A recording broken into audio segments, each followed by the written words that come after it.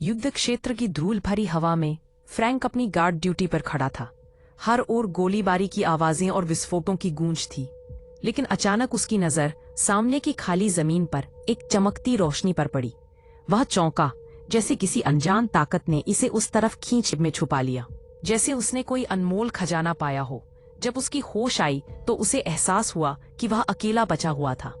चारों ओर उसके साथी सैनिकों की चीखें सुनाई दे रही थीं, और एक मेडिक ने उसे तस्वीर देते हुए कहा, मैंने देखा, तुमने इसे उठाया था, लगता है इसी ने तुम्हें बचाया। फ्रैंक की आंखों में आशा की एक झलक थी। उसने ठान लिया कि वह इस फोटो को उसके असली मालिक को लौटा देगा। लेकिन सैन्य कैंप में कोई बम विस्फोट से उड़ती धूल और धुएं में फ्रैंक फिर से बिना खरोच के बच निकला। इस बार उसने महसूस किया कि तस्वीर में शायद कोई जादुई शक्ति थी जो खतरनाक युद्ध क्षेत्र में चुपके से उसकी जान बचा रही थी। अंत में जब युद्ध समाप्त हुआ और फ्रैंक अपने गृहनगर लौटा तो उसका परिवार उसे खुश देखकर भी चुप था। उसने अपने दिल में एक संकल्प लिया, वह फोटो वाली लकी गॉडेस को ढूंढेगा। कुत्ते के साथ वह लंबी यात्रा पर निकल पड़ा। कस्बों और गलियों को पार करते हुए उसने ये जान लिया कि मेहनत से लोहा भी सुई बन जाता है। 1 महीने की खोज के बाद उसे एक पुराना लाइट हाउस मिला जो तस्वीर वाली महिला से मिलता जुलता था।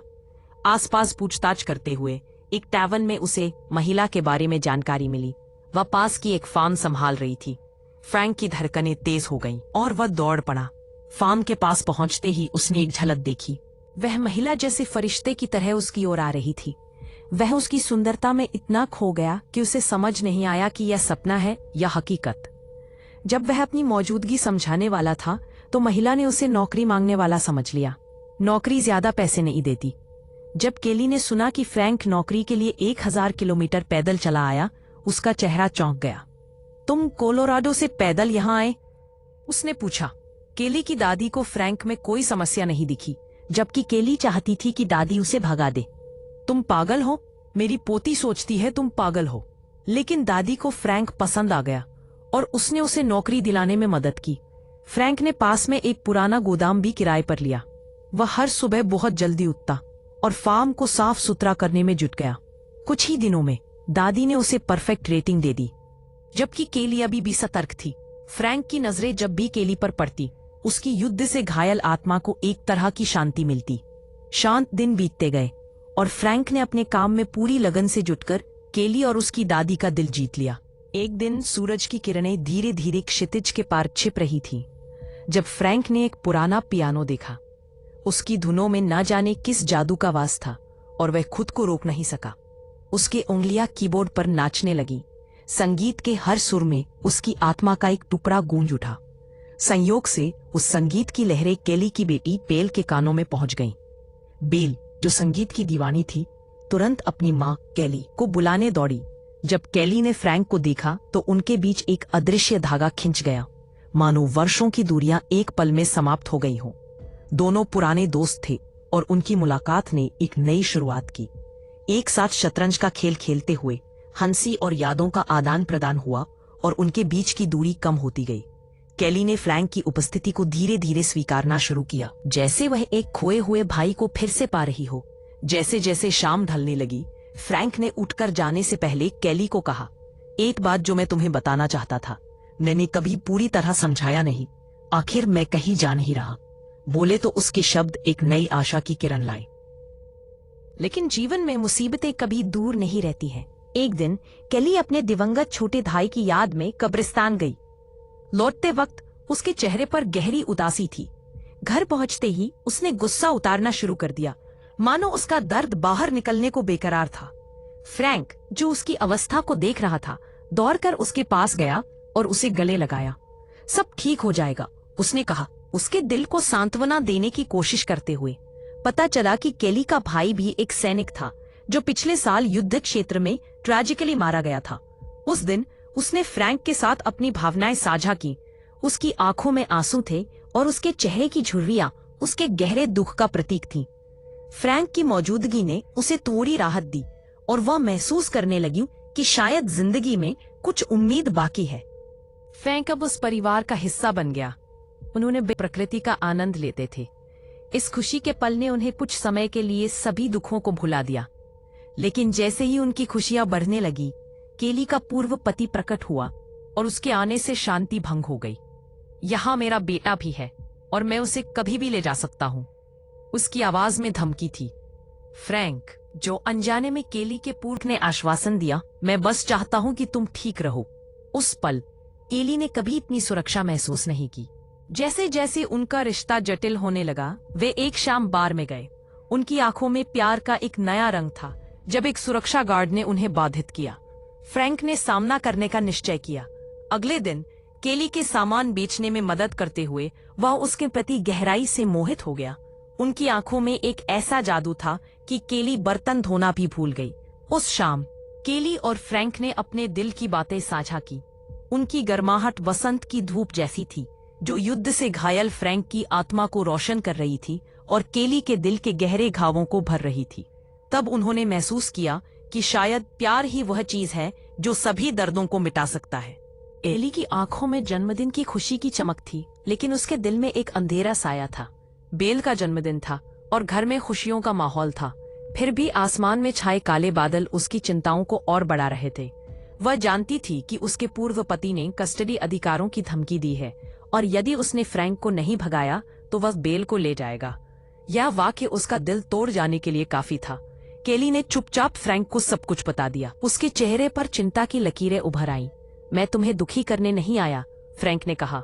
उसकी आवाज में एक अजीब सी शांति थी, लेकिन केली को यह सुनकर और भी बुरा लगा। उसने खुद को खोया हुआ महसूस किया, जैसे उसकी आत्मा का एक टुकड़ा बाहर चला गया। उसके पूर्व पति ने पीछे से ताना मारा।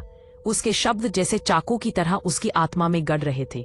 मैं तुमसे बात खत्म करता हूँ, फ्रैंक ने शांतिपूर्वक जवाब दिया, लेकिन इसकी आंतरिक शक्ति से केली का दिल और भी भारी हो गया। रात बीती और केली ने दादी की सलाह पर विचार किया। सुबह होते ही उसने अपने पूर्व पति का सामना करने का निर्णय लिया। अगर बेल लेने की हिम्मत की तो छोड़ूंगी नहीं। उसकी आवाज में एक अद्भुत दृढ़ता थी। यह उसकी ममता थी जो उसे शक्ति दे रही थी। उसके बाद केली फ्रैंक के गोदाम गई। वहां उसे एक नई खुशी का अनुभव हुआ जो पहले कभी नहीं हुआ था। अगर जानने के लिए अनजान, उसका पूर्व पति ठंड में छिपा हुआ था। उसे सबक सिखाने का इरादा रखता था। जब फ्रैंक के बारे में उसकी पूर्व पति के दोस्त ने बताया वही है, तो एक तूफान की तरह उसके मन में विचार दौड़ने लगे। उसने फ्रैंक से उस फोटो के बारे में सामना किया जो उसने उसके भाई को दिखाई थी। उस फोटो ने उसे गहरे अविश्वास में डाल दिया। जाने से पहले बेल दौड़कर आई और फ्रैंक को अपनी पसंदीदा किताब दी। अगले दिन जब फ्रैंक शहर छोड़ने की तैयारी कर रहा था, उसका पूर्व पति नशे में आकर झगड़ा करने आया। पीछे हटो आदमी, संभलो। फ्रैंक ने किताब खोली और अचानक उसके हाथ में वह फोटो आ गई। उसने चेहरा पहचाना। उसकी यादें ताजा हो गईं। वह तस्वीर उसकी जिंदगी का एक टुकड़ा थी जो उसकी दिमाग में एक खौफनाक रात की यादें ताजा कर गईं। जब केली ने अपने पूर्व पति को माफी मांगते देखा, उसने सख्ती से इनकार कर दिया। गुस्से में पूर्व पति ने बेल को धमकी दी, जिससे बेल डरकर बाहर भाग गई। बारिश की तेज बूंदें गिर रही थी और बेल अपनी लकड़ी की झोपड़ी की ओर दौड़ी। उसकी आंखों में डर और अनिश्चितता का मिला जुला भाव था। केली ने अपने दिल में एक नई ताकत महसूस की, यह जानकर कि वह अपनी बेटी की सुरक्षा के लिए किसी भी हद तक जा सकती है। एक सुनहरी सुबह थी जब सूरज की किरणें जैसे जादुई रूप से धरती को छू रही थी। पुल पर एक पुराना और धुंधला दृश्य सामने था। ये वह पुल था जो वर्षों से गांव के लिए जीवनदायिनी रहा था, लेकिन उस दिन पुल पर एक भयानक मंजर देखने को मिला। पूर्व पति, जिसका नाम राज, और अंधेरा और खतरनाक था। जैसे ही वह बेल की ओर बढ़ा, उसने अपने भीतर की ताकत को बुलाया, लेकिन फिर एक अजीब सी दुविधा आई। पुल की लकड़ी कड़की और राज ने देखा कि ऊपर की झोपड़ी कांपने लगी। उस पल फ्रैंक, एक साहसी साथी, मौके पर पहुंचा। उसकी आंखों में निर्णय और साहस था। उसने राज को चिल्लाते हुए सुना, रुको, और झोपड़ी की ओर दौड़ पड़ा। फ्रैंक ने तड़पते हुए बेल को पानी से बाहर खींच लिया, लेकिन राज अपनी गलतियों के परिणामों का सामना नहीं कर सका। झोपड़ी ने उसे कुचल दिया। कुछ दिन बाद फ्रैंक ने केली, राज की बहन, के पास तस्वीर और सच्चाई लेकर लौटने का निर्णय लिया। उसकी आंखों में दर्द था, लेकिन उसने साहस दिखाया। तुम्हारा भाई एक हीरो था, उसने कहा। उसकी आवाज में गहराई थी। केली के चेहरे पर एक लकीर सी खींच गई, जैसे वो अपने भाई की यादों में खो गई। आंसू उसके चेहरे पर बहने लगे, लेकिन साथ ही उसका दिल एक अनजाने से संबंध की ओर खींचा गया। जब फ्रैंक घर से बाहर निकला, कैली ने उसे रोक लिया। वे दोनों एक दूसरे की आंखों में देखते रहे। एक ने युद्ध से सामान्य जीवन खोया था और दूसरे ने सबसे प्रिय व्यक्ति। लेकिन उस पल में उन्होंने एक दूसरे के घाव भरे। वे कसकर गले मिले, जैसे समय ने उन्हें फिर से जोड़ दिया हो। उनकी कहानी एक नई शुरुआत थी, जहां प्रेम और साहस ने एक दीवार को तोड़ दिया। यह एक उम्मीद की कहानी थी, जिससे सभी को उपचार मिले और जो लोग पहले से ही दुख में थे, उन्हें अब राहत मिली।